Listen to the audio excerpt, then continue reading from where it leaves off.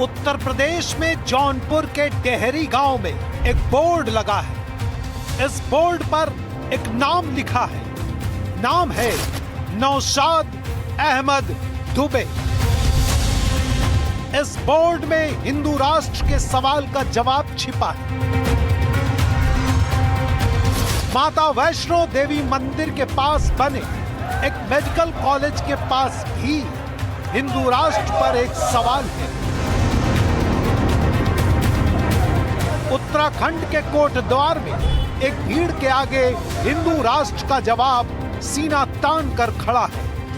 अगर आप हिंदू राष्ट्र की सनातन कथा में अपने सारे सवालों का जवाब सुनना चाहते हैं तो अगले 40 मिनट बने रहिए हमारे साथ।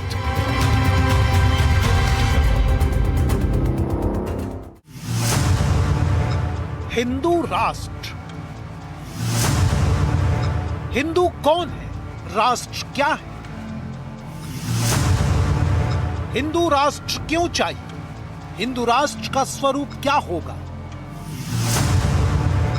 हिंदू का इतिहास क्या है? राष्ट्र का भूगोल क्या है?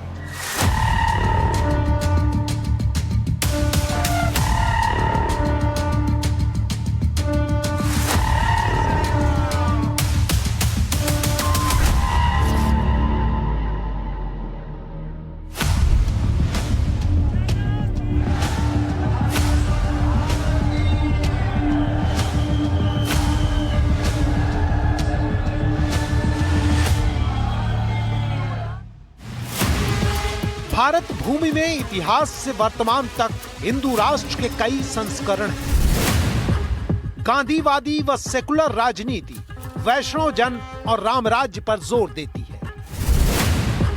शंकराचार्य हिंदू राष्ट्र की रक्षा कर रहे हैं। धर्मगुरु धीरेन्द्र शास्त्री हिंदू राष्ट्र के लिए यात्रा निकाल रहे हैं। विश्व हिंदू परिषद हिंदू हित की रक्षा और पहचान पर जोर देता है। राष्ट्रीय स्वयंसेवक संघ सांस्कृतिक पहचान के लिए हिंदू राष्ट्र पर जोर देते हैं। कट्टर हिंदूवादी धार्मिक आक्रामकता की स्थिति में हिंदू राष्ट्र की वकालत करते हैं। राइट विंग राजनीति जनसंख्या, भौगोलिक विस्तार, डेमोग्राफिक चेंज, प्रातिनिधिक संतुलन और धार्मिक तुष्टीकरण के खिलाफ हिंदू बहुलवाद पर जोर देते हैं।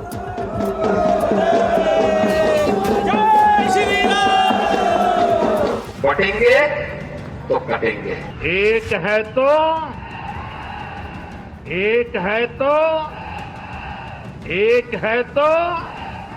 मैं जने के पारे मियाँ कस्तो दियोक ना पुण्य दियोक ना। ओम जयंती मंगला काली भद्रो काली कपालिनी दुर्गा शिवा क्षमा भक्ति सहस्रधा नमस्तुते। भगवान बुद्ध का रास्ता दूसरा है। हिंदुओं को अपनी कुरीतियां सुधारनी पड़ेगी तभी भारत हिंदू राष्ट्र बनेगा। इस देश से भक्ति करते हैं, भारतीय संस्कृति को मानते हैं और भारतीय पूर्वजों पर गर्व करते हैं तो वो हिंदू ही है। दुनिया का एकमात्र देश है भारत जहाँ पर के तथाकथित अल्पसंख्यक समुदाय, जिसको मैं दूसरी सेकंड लार्जेस्ट पॉपुलेशन कहता हूँ, उसके अतिवाद और आतंकवाद की वजह से वो बहुसंख्यक समुदाय भी पीड़ित है। हजारों की संख्या में जहाँ हिंदू रहता है वहाँ अगर 2-4 मुसलमान या गैर हिंदू आ भी जाते हैं तो किसी को कोई ऑब्जेक्शन नहीं होता, बड़े आराम से शांति से रहता है।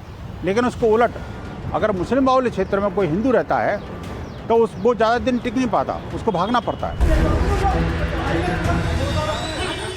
उत्तराखंड के कोटद्वार की तस्वीरें और डायलॉग अभी देश के आंख और कान में ताजा है। यहाँ 90% हिंदू और 10% मुस्लिम है। कोटद्वार का एक युवक रातों रात पूरे देश में सुर्खियां बन गया। नाम है दीपक, मोहम्मद दीपक। आपका नाम क्या भैया? अपना नाम? मेरा नाम मोहम्मद दीपक है भाई। मोहम्मद दीपक है आपका नाम? ठीक है, ओके। कोटद्वार की आप? मैं कोटद्वार का। तुझे नाम से क्या लेना मेरा? भीड़ बाजार में बनी एक दुकान के नाम पर गुस्सा थी। दुकानदार मुस्लिम था लेकिन दुकान का नाम था बाबा। भीड़ को लगा बाबा तो हिंदू नाम है, मुस्लिम दुकानदार इसका इस्तेमाल क्यों कर रहा है। भीड़ दुकान की ओर बढ़ती उससे पहले दीपक ने उसका विरोध किया। नाम पूछे जाने पर दीपक ने खुद को मोहम्मद दीपक कहा। आपका नाम क्या भैया? अपना नाम? मेरा नाम मोहम्मद दीपक है भाई। क्योंकि वो एक मुस्लिम दुकानदार की रक्षा में खड़ा हो गया। दीपक ने ऐसा क्यों किया? उसने खतरा क्यों मोल लिया? मैं सीधी सी बात है, मैं इंसान को इंसान की नज़र से देखता हूँ। मैं किसी जात के, किसी पात के नज़र से नहीं देखता हूँ बिल्कुल भी। जहाँ पर मेरे को लगा कि ये बाबा जी के साथ गलत हो रहा है, मैंने आवाज़ उठाई उसके लिए, मैं आगे आया।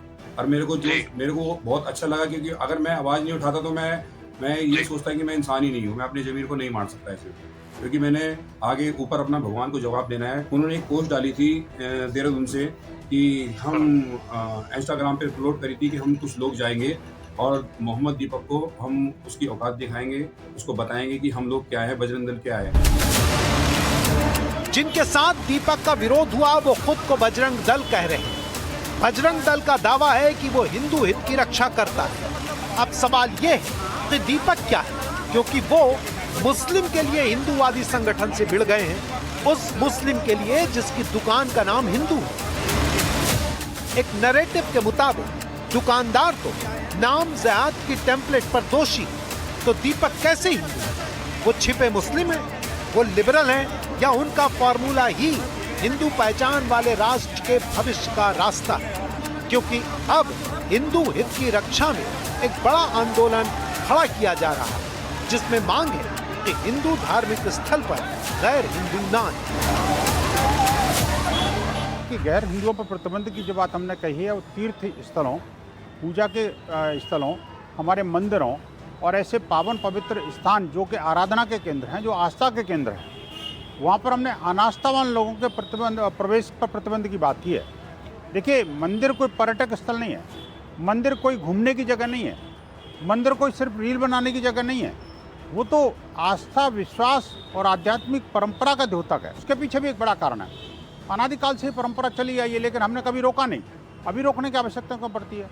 क्योंकि आप देखिए कि भगवान श्री राम के भव्य दिव्य मंदिर में, वहाँ पर जाकर के एक कश्मीर से एक जिहादी आता है और वहाँ जाकर नमाज पढ़ने लग जाता है। हमने देखा कि पिछले दिनों कावड़ यात्रा के दौरान जिस तरह से छद्म नाम रख करके और लोग अपनी फर्म के नाम से, और वो रोटी में थूकना और अपने सब्जी में उसको पवित्र करना, यहाँ तक कि पूजा और जो प्रसाद है उसको भी पवित्र करके बेच रहे थे। नाम शिव ढाबा और काम जिहादी कर रहा है। ये सब चीज़ें नहीं चलेंगी ना। ऐसी स्थितियां हिंदू राष्ट्र की मांग के सामने एक बड़ा सवाल खड़ा करती हैं। वो ये कि हिंदू कौन है, अहिंदू कौन है? जब इसका जवाब जानने की कोशिश की गई तो अलग अलग तरह के विचार सामने आते हैं। वही अहिंदू हैं जो इस भारत को अपनी पुण्य भूमि, मातृभूमि, देवभूमि नहीं मानते, जो लोग इस भारत की परंपराओं, इनकी संस्कृति और इनके जो इतिहास और इसके जो पौराणिक जो महान ग्रंथ हैं उनका असम्मान करते हैं, वो हिंदू नहीं है जो इस भारत को माँ भारती को नहीं मानते। यानी मैं किसी को अगर भाई कहता हूँ तो भाई के लिए आवश्यक है कि मेरी माँ एक हो, मेरी भारत माता एक होनी चाहिए ना जी। हिंदू कौन है? तो हिंदू के लिए पूजनीय सरस्वती चालक जी ने में साफ साफ कहा था, कभी आखिरकार जो हिंदू आस्था विश्वास में विश्वास करता हो, पूजा पद्धति से भिन्न हो सकता है, लेकिन परंपरा, प्रकृति, स्वभाव और जो सोच है वो तो हिंदू होनी चाहिए ना जी। मातृभूमि की भक्ति, पूर्वजों का गौरव और हमारे इस संस्कृति की विरासत लेकर जो चलते हैं वो सब हिंदू है। तो हिंदू को रिलीजियस कॉनोटेशन में नहीं लेना। हिंदू धर्म, हिंदू संस्कृति यानी खानपान और पूजा पाती से लिमिटेड नहीं है, वो इंक्लूसिव है और भी लोगों को अंदर ले सकती है। अपनी पूजा छोड़े बिना, अपने रीति रिवाज छोड़े बिना मुसलमान, ईसाई भी इस देश से भक्ति करते हैं, भारतीय संस्कृति को मानते हैं और भारतीय पूर्वजों पर गर्व करते हैं, तो वो हिंदू ही है। क्या है कि हिंदू क्या है? जैसे कि हम अभी चर्चा कर रहे थे, हिंदू एक ऐसा धर्म है, सनातन धर्म है, जिसकी उपस्थिति अनंत मानी गई है। कब से प्रारंभ हुआ? कुछ लोग वेद से कहते हैं, वेद से भी पहले हुआ होगा। और दूसरा, हिंदू धर्म में बहुत ही स्वतंत्रता मिलती है। 6ठी शताब्दी ईसा पूर्व में जब भगवान बुद्ध का जो समय माना जाता है, उस समय जो फारसी के राजा दरायस हुआ करते थे, पारसी, उन्होंने कहा था कि जो सिंधु नदी के आसपास जो रहते हैं वो व्यक्ति इस तरह की पूजा करते हैं, इस तरह से यज्ञ की पूजा करते हैं, लेकिन वो सिंधु के बजाय हिंद बोलते थे, क्योंकि वो सा का उच्चारण नहीं कह पाते। एक ही अवधारणा ये है। कुछ लोगों का कहना है कि और बाद में हिंदू धर्म आया है, लेकिन अलेक्जेंडर के टाइम पे तो बिल्कुल निश्चित है कि वो हिंदू धर्म था। तो हिंदू बहुत ही व्यापक धर्म है, इसीलिए सनातन का अर्थ होता है जो सदैव रहा है। उसका प्रारंभ कब हुआ, उसका मूल क्या है, जिसको पता न हो। ये इस बाकी धर्मों से, अन्य धर्मों से बिल्कुल भिन्न इसलिए है क्योंकि अन्य धर्मों का जो प्रारंभ है वो निश्चित है। हिंदू धर्म का अब नाम हिंदू भले ही इतना पुराना न रहा हो।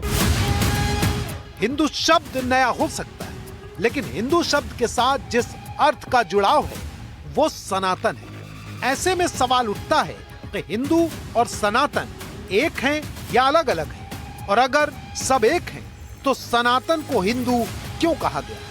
ये दो अलग शब्द क्यों हैं, या फिर इन्हें अलग अलग समझना और मानना इतिहास, संस्कृति, समाज के बारे में अध्ययन की कमजोरी है?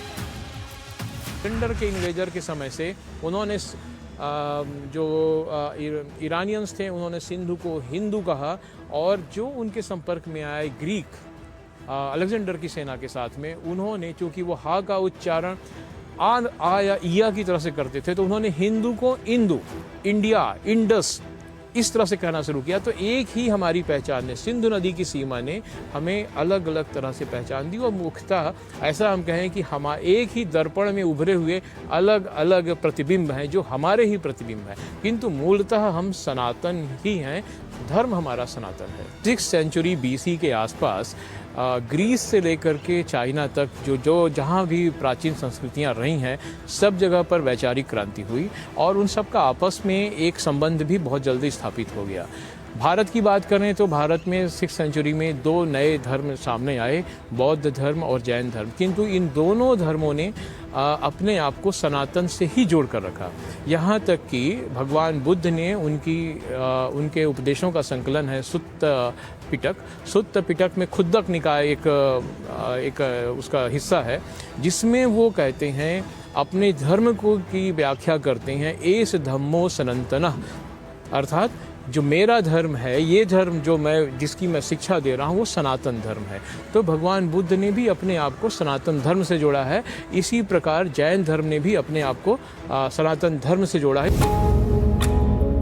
इंडिया को विषय की तरह पढ़ने वाले इंडोलॉजिस्ट कहे जाते हैं। इंडोलॉजिस्ट की समझ में सनातन और हिंदू में कोई फर्क नहीं है। सनातन ही हिंदू है और हिंदू ही सनातन है। एक चीज के लिए 2 शब्दों का फर्क वक्त और भाषा में आए बदलावों की देन है। सिंधु नदी के पार को मिली भाषाई पहचान ही हिंदू है।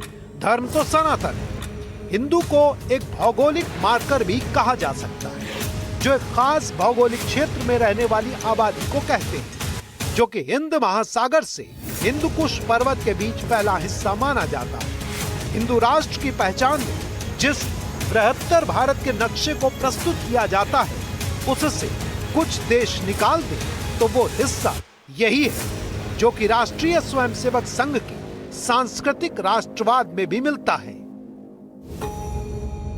जो भी इस्लाम को नहीं मान रहा था मध्यकाल में, उसको उन्होंने हिंदू कहा, जो इस देश का वासी था। 23 में हिंदुत्व लिख रहे थे सावरकर, तो द एसेंशियल्स ऑफ हिंदुत्व में उन्होंने बहुत अच्छी परिभाषा उसकी दी। उन्होंने लिखा उसमें कि आसिंधु सिंधु पर्यंता यस्य भारत भूमिका पितृभू पुण्य भूमिश्च हिंदू इति स्मृतः, यानी सिंधु नदी से उत्तर में, सिंधु नदी से आसिंधु सिंधु पर्यंता, नीचे सिंधु तक यानी समुद्र तक, सिंधु नदी से नीचे समुद्र तक, इस पूरी भूमि को जो लोग भी अपनी पितृभूमि और पुण्य भूमि मानते हैं वे सभी हिंदू हैं। जो लोग जियो पॉलिटिकल नेशन में नहीं, एक भू राजनीतिक नेशन में नहीं, भू सांस्कृतिक राष्ट्र में विश्वास करने वाले लोग थे, जो हमारी सांस्कृतिक राष्ट्रीयता को बल देने वाले लोग थे, इस धरती पे रहने वाले, इस भूमि पे रहने वाले, वे सभी हिंदू। यहाँ तक आते आते हम हिंदू और सनातन की विकास यात्रा को जान चुके हैं। आर्यों के आगमन से लेकर आधुनिक भारत के इतिहास तक हिंदू और सनातन कैसे विकसित हुए ये भी जान लिया है।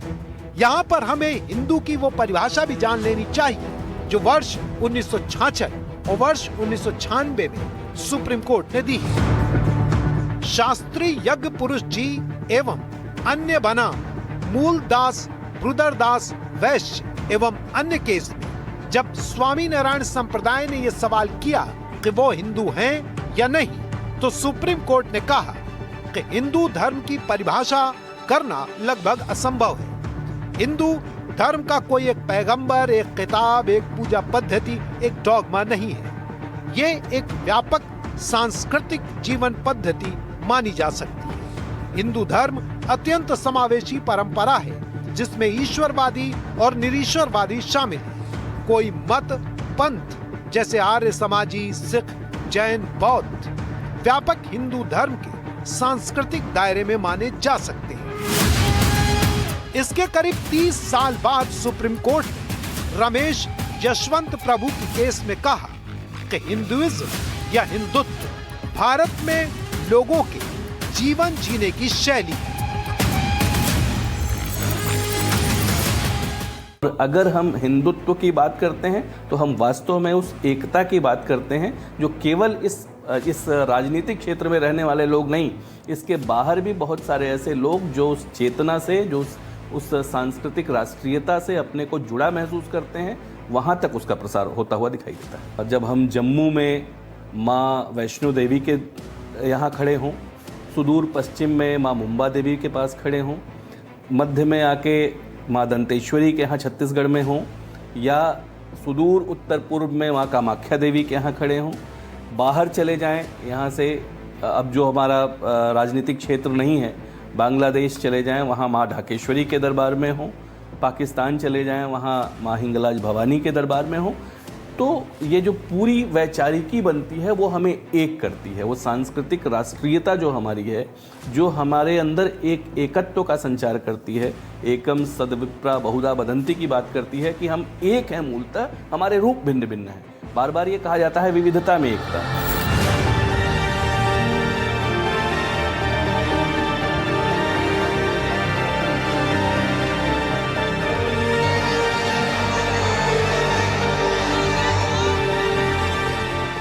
विविधता में एकता या एकता में विविधता का समेकित रूप हिंदुत्व है। इसके समर्थन में हिंदुत्व की स्वीकार्यता और विस्तार को कई ऐसे देशों तक बताया जाता है जहां अब मूल धर्म इस्लाम है।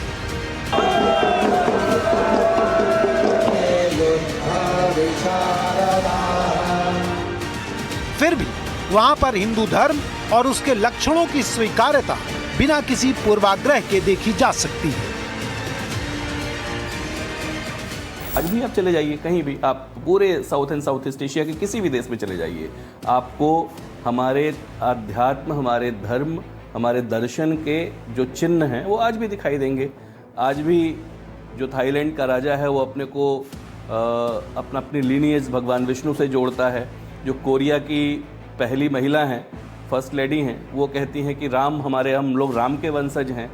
इंडोनेशिया आज पूरा इस्लामिक देश है, लेकिन वहाँ पर राम की जिस तरह से मान्यता है, वहाँ के एक हिस्से में जो यहाँ तक की मुद्रा चलती है उस पर भगवान राम का अंकन होता है। या इंडोनेशिया में इतनी बड़ी मुस्लिम, दुनिया का सबसे बड़ा मुस्लिम देश होने के बावजूद अगर आप वहाँ पे संख्या देखेंगे कि कितनी रामलीलाएँ वहाँ होती हैं तो आपको आश्चर्य होगा। हिंदू, हिंदुत्व और हिंदुइज्म पर इतनी यात्रा करने के बाद अगर आपसे कोई कहे कि आंख बंद कीजिए और सोचिए, हिंदू शब्द बोलने पर आपके जहन में कौन कौन से प्रतीक उभरते हैं, तो आपकी कल्पना में पारंपरिक हिंदू धर्म उभर कर आता है।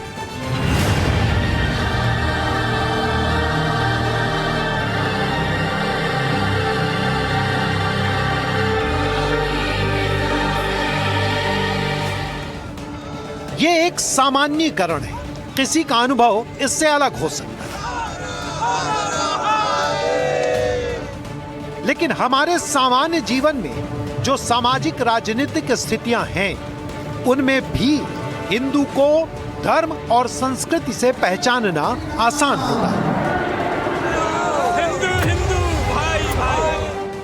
मुगलों के खिलाफ शिवाजी महाराज का हिंदू पद पादशाही हो या आजादी की लड़ाई में बाल गंगाधर तिलक का गणपति उत्सव को जरिया बनाना, या फिर महात्मा गांधी का वैष्णव जन विचार। हर जगह हिंदू धर्म और उसके प्रतीक प्रमुख रहते हैं। गांधी जी तो आदर्श शासन के लिए राम राज्य को ही उदाहरण मानते थे।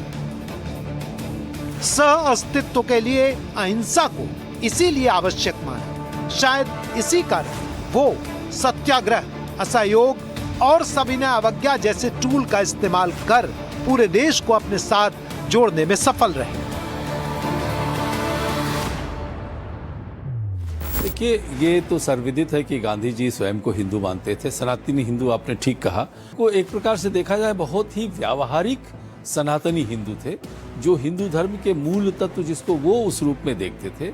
वेदों में उनकी पूर्ण आस्था थी, उपनिषदों में पूर्ण आस्था थी कि उनके बिना भगवत गीता और रामचरितमानस जो है उनके लिए प्रिय ग्रंथ नहीं हो सकता था। उनका ये कहने का तात्पर्य था कि जो हिंदू की मूलभूत जो अवधारणा है उसका वो पालन करते थे, जिसमें वो 5 या 6 जो तत्व हैं उसको बहुत महत्वपूर्ण मानते थे। ईश्वर हो गया, दूसरा हो गया सत्य, तीसरा हो गया आत्मा की जो अमरता, चौथा हो गया जो कल्याण की भावना है हिंदू के अंदर, और जो 5वां था कर्म और मोक्ष। वो पुनर्जन्म और कर्म में विश्वास रखते थे। वो ये सोचते थे कि यही एक धर्म है विश्व में जो सार्वभौम शांति की एक प्रकार से गुहार लगाता। सर्वे भवन्तु सुखिना, यद्यपि ये बहुत बाद का श्लोक है, लेकिन वो अथर्ववेद में जो है यत्र विश्वम भवति एकनीडम, जहां पे पूरा संसार एक परिवार बन जाता है, और उस परिवार को धर्म और आस्था के साथ किस प्रकार से चलाया जा सकता है, इसका गुण जो है वो महात्मा गांधी ने सीख लिया था।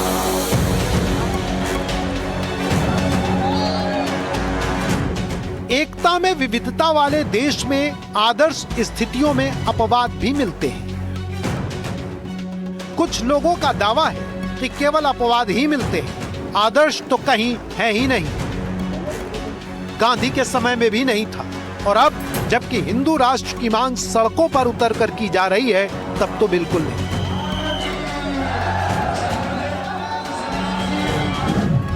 उदाहरण के लिए श्री माता वैष्णो देवी श्राइन बोर्ड के संचालन में शुरू हुए मेडिकल कॉलेज का विवाद गिनाया जाता है।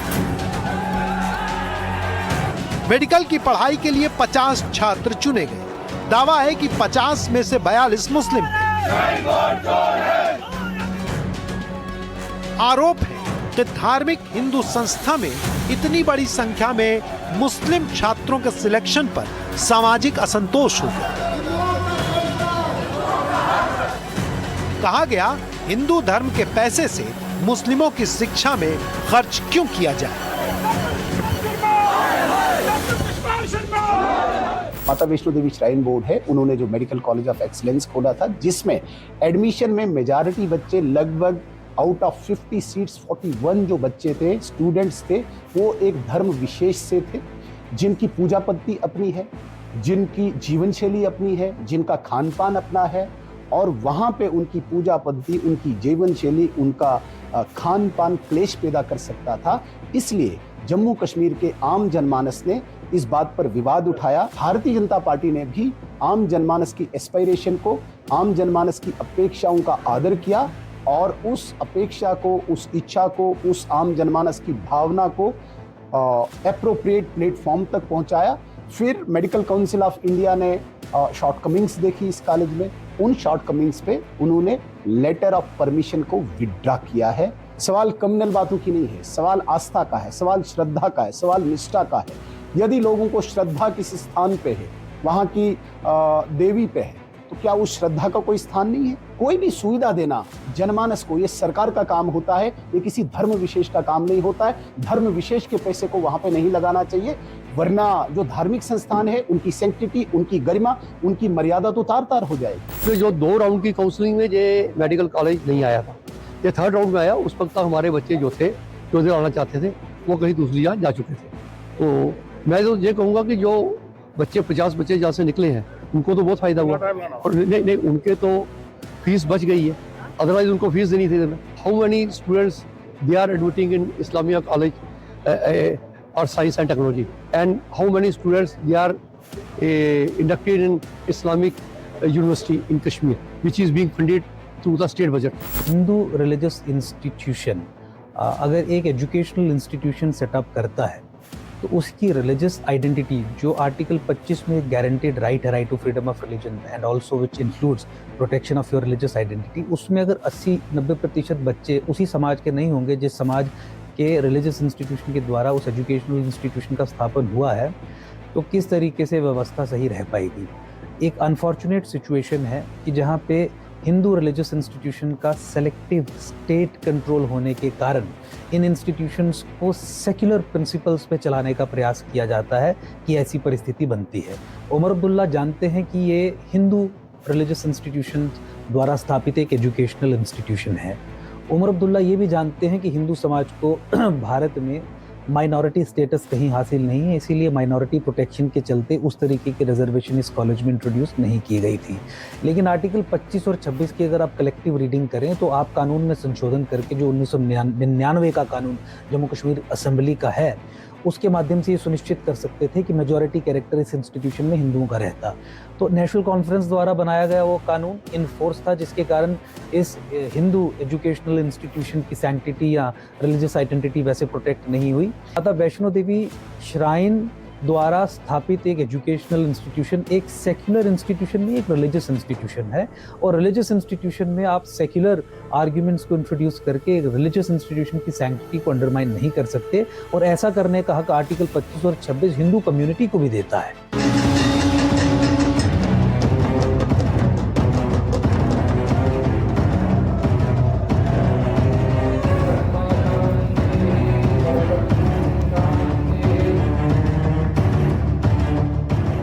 ऐसे विवाद हिंदू राष्ट्र को संविधान और कानून के दायरे में पहुंचा देते हैं।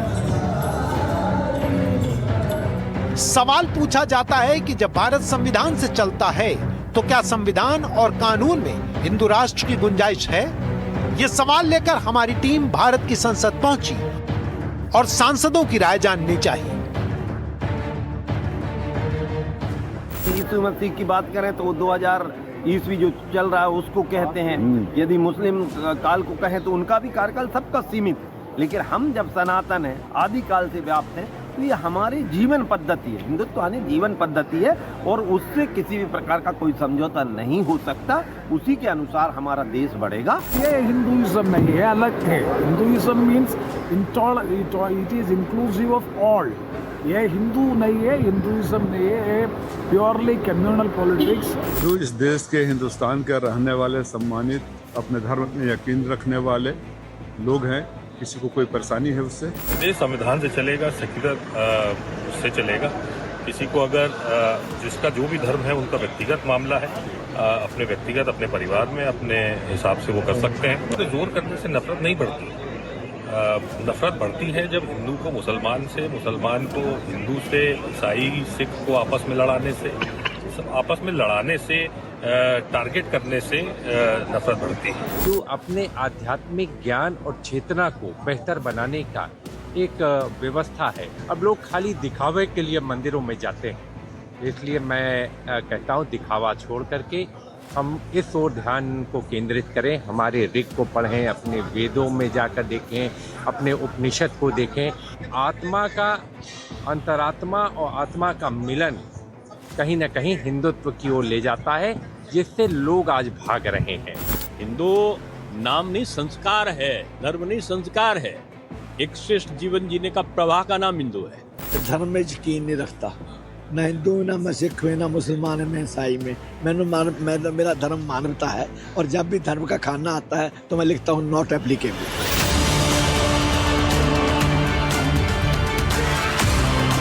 हिंदू राष्ट्र के पक्षधर इसे सांस्कृतिक अवधारणा ही मानते हैं। उनकी नजर में जो अहिंदू हैं, उनके व्यवहार में ऐसे सुधार चाहते हैं जो हिंदुओं की जीवन शैली के मुताबिक है। शायद यही वजह है कि विश्व हिंदू परिषद जैसे संगठन अपने औपचारिक एजेंडे में हिंदू राष्ट्र को शामिल नहीं करते हैं। वो इसके लिए किसी संवैधानिक बदलाव की भी मांग नहीं करते। भारत तो हिंदू राष्ट्र था, भारत हिंदू राष्ट्र है, और भारत हिंदू राष्ट्र रहेगा। इसमें बनाने और कोई कॉन्स्टिट्यूशनल अमेंडमेंट की हमें कोई दरकार नहीं है। हमें उस मानसिकता को सुधारना है जो कि हिंदू द्रोही मानसिकता है, यानी भारत द्रोही मानसिकता है, जो भारतीय जीवन मूल्यों और भारतीय जीवन पद्धति को आघात करने वाली चीज है। हिंदू मुस्लिम एकता वगैरह मेरे मन में आता है कि जो अलग है उनको एक करने के लिए एकता की बात, जो एक ही है उनकी क्या एकता करना है? क्या बदला है? क्यों पूजा बदली है और क्या बदला है? लेकिन जो डर भर दिया गया कि भाई ये लोग रहेंगे तो क्या होगा बता नहीं सकते। हाँ, इतनी लड़ाई हुई, इतने अत्याचार हुए, इतने कत्लेआम हुए, देश भी टूटा, सावधान रहो। एक तरफ ये, दूसरी तरफ अरे भाई ये हिंदुओं के साथ जाएंगे तो तुम्हारा इस्लाम चला जाएगा, तुम अलग हो, अलग रहो, अलग मांगो, नहीं तो तुम्हारी कोई आइडेंटिटी नहीं। गलत बात है। उस मौलाना अबुल कलाम आजाद की इंटरव्यू में है, रिलीजन बदलने से कौम नहीं बदलती। और मुझे अरशद मदनी साहब ने बताया था कि उनके चाचा ने भी ये बात कही। तो हमारे आइडेंटिटी तो एक ही है, हम हिंदू है, हम भारतीय है, हम हिंदवी है, जो भी आपको कहना है, वो एक आइडेंटिटी है। वो हमारी संस्कृति को, मातृभूमि को और पूर्वजों को, परंपरा को बताना है।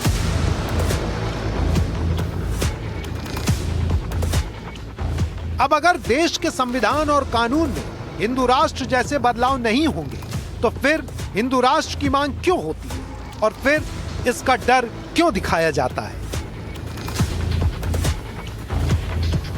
अपने धर्म से हिंदू समाज के लोग हैं जो उनको मानते हैं वो हिंदू हैं, और जो देश से मोहब्बत करते हैं वो हिंदुस्तानी हैं।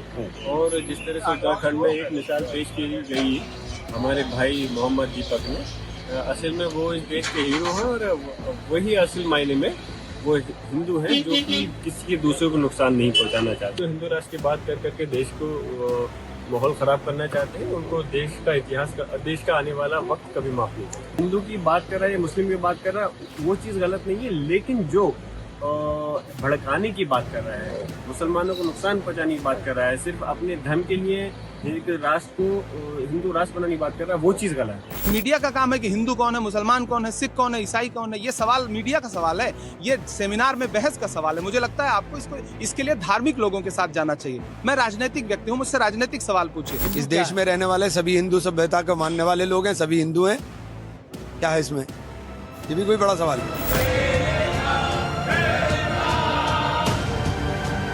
देश को आगे ले जाने वाली युवा पीढ़ी हिंदू राष्ट्र को कैसे देखती है, इसकी मांग को कैसे समझती है, ये जानने की कोशिश भी हमने की है। तो हम जिस देश में रहते हैं, इंडिया में रहते हैं, जिसको बोला जाता है काफ़ी डाइवर्सिटी कंट्री है, जहाँ पे हर तरह के रिलीजन, हर तरह के कास्ट, हर तरह के क्लास के लोग होते हैं। तो ऐसे देश में रहना और किसी पर्टिकुलर रिलीजन के बारे में बात करना कि हिंदू राष्ट्र हो जाए, तो ये तो बहुत एक देश के खिलाफ हो जाना, एक विरोध हो जाना। मुझे नहीं लगता है कि एक कास्ट और ये रिलीजन के नाम पे अपनी आइडेंटिटी बनाया जाए, क्योंकि यहाँ पे सब लोग बराबर है, इक्वल है। हिंदू राष्ट्र का होने का मतलब ये है कि यहाँ पे हर व्यक्ति जो इस समाज में है, भारतीय समाज में है, हिंदुस्तान में है, वो सारे समानता का अधिकार रखते हैं। लेकिन जो आज हम ये देख पा रहे हैं कि किस तरह से समाज में विविधताओं के बावजूद और डिस्क्रिमिनेशन भी बढ़ता जा रहा है। ये कॉन्सेप्ट ऑफ हिंदू राष्ट्र ये बिल्कुल गलत है और अपने आप में ही बहुत खराब है। हिंदू राष्ट्र ये है कि हम सब जो हैं एक दूसरे के ऊपर इल्ज़ाम ना लगाएं कि आप हिंदू हैं या फिर आप कोई और जात के हैं, या आप कोई और वो रिलीजन के हैं, या फिर आप किसी और क्लास के हैं। ये सब चीज़ें नहीं होनी चाहिए। मैं हिंदू हूँ या मैं हिंदू नहीं हूँ, मैं ये पहचान अपने तक रखूँ तो ज़्यादा ही ज़्यादा बेहतर रहेगा।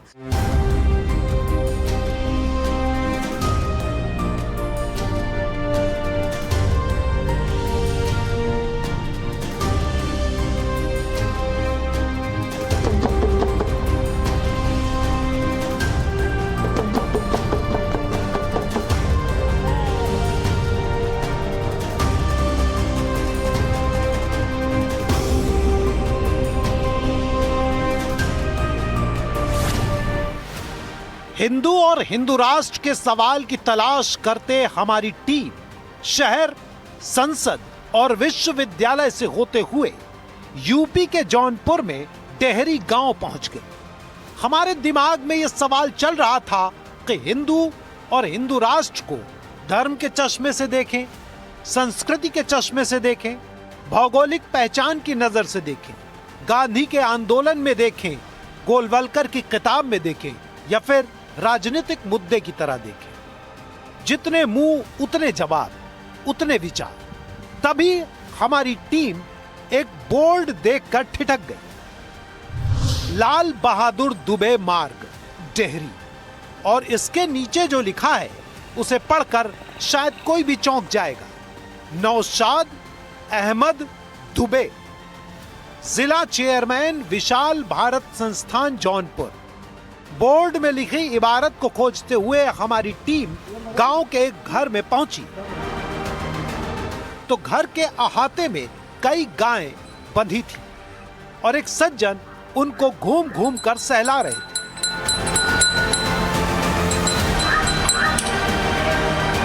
बात हुई तो पता चला कि ये हैं नौशाद अहमद दुबे।